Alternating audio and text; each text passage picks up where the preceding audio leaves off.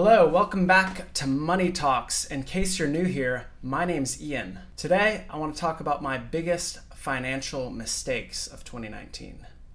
Now, this video is kind of to complement the previous video I did about my biggest financial accomplishments of 2019.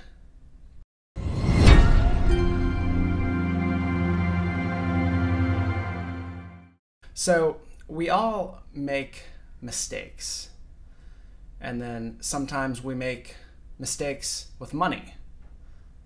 So I'm doing this video to share with you my two biggest financial mistakes of the last year, and I want you to keep this in mind so you don't have to make these mistakes in the future. If you find this video informative, please like the video and also subscribe, because there'll be plenty more of this kind of content coming your way. Speaking of that, actually, I plan on posting twice a week, once on Monday and once on Thursday. So definitely hit that subscribe button. See, I have a Google spreadsheet of about 100 video ideas that I want to do this year. So I think I'm giving myself a pretty reasonable timetable, 2 videos a week for a year. I should be able to clear through all those video ideas, and I'm really trying to make good quality videos. I'm not going to sacrifice quality at all here, even though it's 100 video ideas. So I'm really going to try to strive to improve every week, and it's going to be a process of continual improvement. And you'll definitely notice that the videos are going to be a lot higher quality than those first 2 videos that I did. Let's just pretend those don't exist. Also, I want to invite you, if you're feeling brave, go down to the comments and let us know about one of your money mistakes that occurred over the last year. We'd love to hear, and remember, this is a no judgment zone. We don't criticize. I mean, we criticize constructively, but we definitely don't criticize in a shameful way. So feel free to go down to the comments and drop one of your money mistakes. This really just helps people realize that they're not alone on this journey, and it really helps people realize that there's other people out there just like them that are going through the same things. So yeah, if you put something down there, no one's going to get on your case.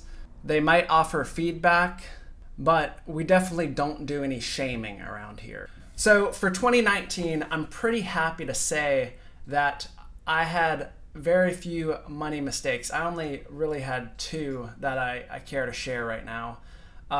And that's just because I had a lot more accomplishments and I was a lot smarter with my money in 2019. Now at the beginning, I wasn't that good. I was in a little bit of a sticky place, but it's gotten a lot better throughout 2019. So these are my 2 money mistakes that I made in 2019. And remember, mistakes, it's all based on your perspective. It's all based on the eye of the beholder. So someone might look at these mistakes and they might just think that it's not a big deal. Other people's might look at it and realize that I made a critical error. So it's all in the eye of the beholder, so keep that in mind. So my first mistake was not always taking my company 401k match. I was basically leaving free money on the table for 6 months, which adds up to about $1,800 of match. So I basically didn't put in $1,800 into my 401k, and because of that, my company didn't match me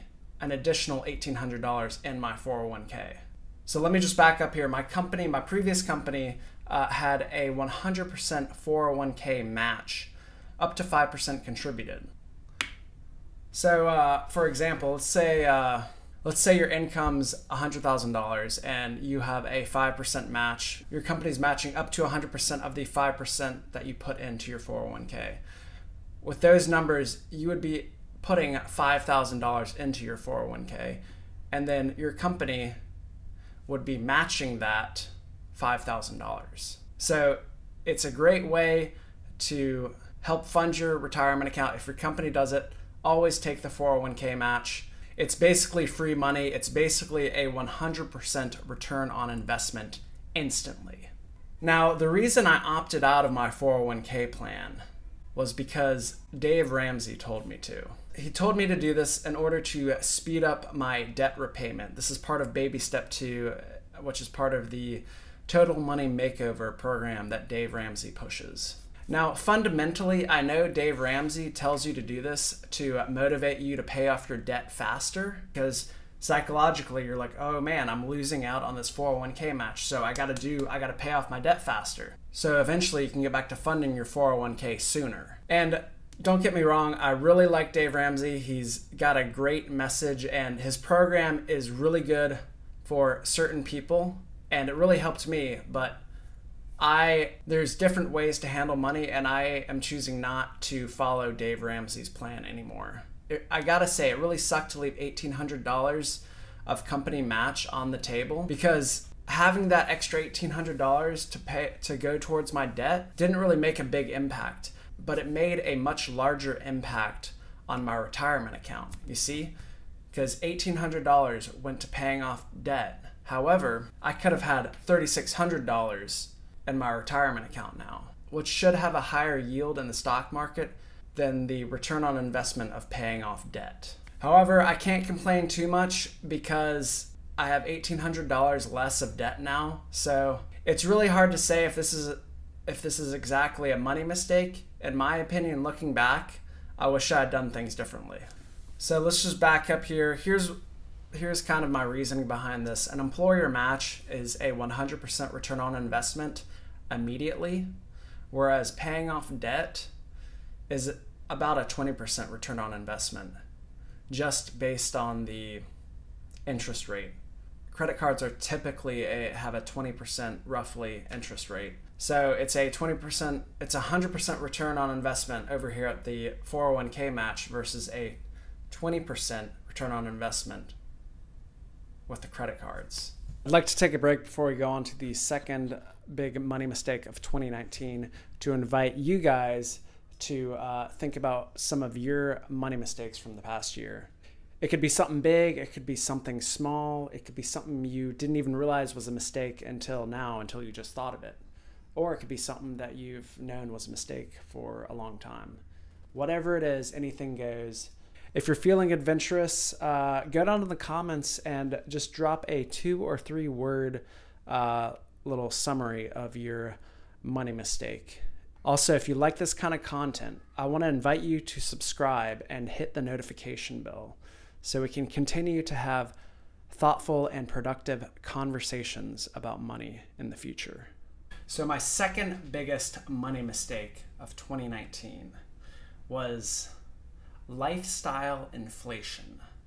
So lifestyle inflation is basically when you say you get say you win the lottery and you have $10 million now. Your lifestyle expenses, your housing, your shopping habits, your eating out and going out habits, they tend to adjust to meet that new standard of living that you can afford. So basically it's when your cost of living increases in lockstep with your income or wealth. So this happened to me in 2019. Basically, I moved from Texas to Atlanta, which those two cities have a pretty. Atlanta's a lot more expensive, and it's roughly 20% more expensive, housing and food and all that. So I got a 20% cost of living adjustment. However, most of that cost of living adjustment went towards a nicer apartment. And so whereas in Texas I was paying $900 for an apartment, in Atlanta I ended up paying $1,200. And there's some other factors in this. For example, in Texas I was living with someone and that lowered my expenses a little bit. But I felt like I could justify paying for a newer, nicer, and slightly larger apartment because I was getting paid more. So this is basically the essence of lifestyle inflation, and that's how it affected me in 2019. So lifestyle inflation, you might have also heard another term for it, hedonic adaptation, which I really think is a really sexy term for it. It basically, or the other term is hedonic treadmill. So basically a hedonism. So it's basically when you have more to spend, you can spend more on the finer luxuries of life, which is hedonistic, I suppose. So hedonic treadmill, I love that term. What I really should have done when I moved to Atlanta is considered living with a roommate, finding a roommate of some sort, or perhaps finding a slightly smaller or older apartment that would have been a little bit more affordable, something maybe that was $900 or $1,000 instead of going straight to $1,200. So with hedonic adaptation, it's really important to recognize when this is happening, because it'll sometimes sneak up on you. But whenever you're, say you get a raise or something, or you're moving to a new city, you have a new job, and your income increases a little bit or a lot, you just want to keep in mind that your mind is gonna play tricks on you, and your instincts, your inner hedonist is going to try to convince you to splurge a little bit more on an apartment, or convince you that you can go out on the town more, or eat out more, or spend more on food. And it's really important to recognize when this is happening, so you can be aware of it, so you can be self-aware and mitigate it as much as possible. And it's also really good just to talk to people about this when you see this happening, so you can talk through it and maybe get someone else's perspective on it, and they can help you think more rationally about the decision and the decisions you're making when you find yourself in a position where you are earning more money.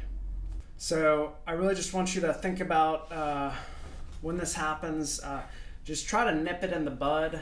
Just try your best not to let it get out of control. And a great way to do this is to just automate savings. If you have savings automated and your savings increase when you get a raise or something, you can basically prevent hedonic adaptation from occurring. And that difference in spend that you could expect, that difference can just go straight towards your retirement account. I really hope you liked this video. It definitely isn't easy talking about these sensitive money topics and just sending it out into the void of YouTube, wondering if anything is ever going to come back. You just never know what's going to come out through the other side of YouTube. So I really appreciate you watching this video all the way through to the end. I'm assuming if you're watching this far into the video that you like this content, so make sure to go down there and hit the like button. I'd really appreciate it.